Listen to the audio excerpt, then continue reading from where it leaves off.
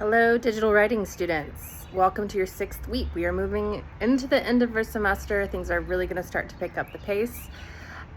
This week we are going to move back into digital editing and try to think about how you use some of these principles to create a usable, accessible, fun, often website. I want to see you apply these principles in your final group project and in the quiz and discussion this week.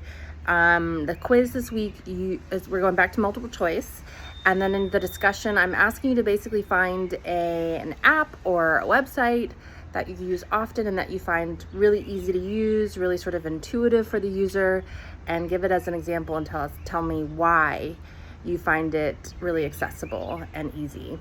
And then you're also going to be assigned your last big assignment for this course, your virtual events storytelling assignment. Basically, you're going to have to attend some sort of virtual event. It shouldn't just be, sometimes people get confused about this.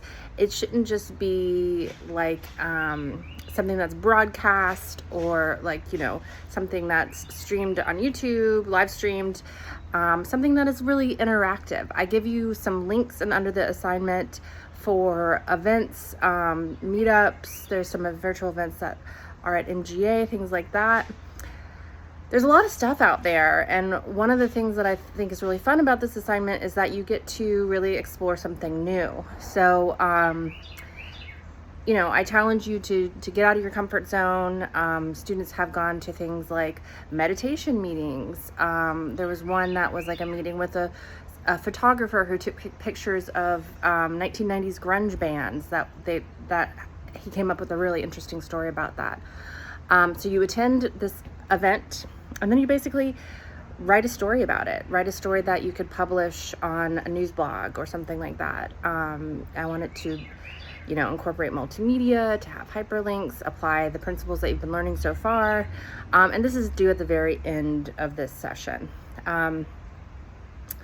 So yeah, get to work. Oh, you also will have another lesson this week on how to build your website using WordPress. It talks about actually setting up the website now that you've created one. So please watch this, especially if you're using WordPress with your group, and get to work on your final group projects. This is not something that you should be leaving until the very end. Again, like always, let me know if you have any questions, concerns, any hiccups along the way.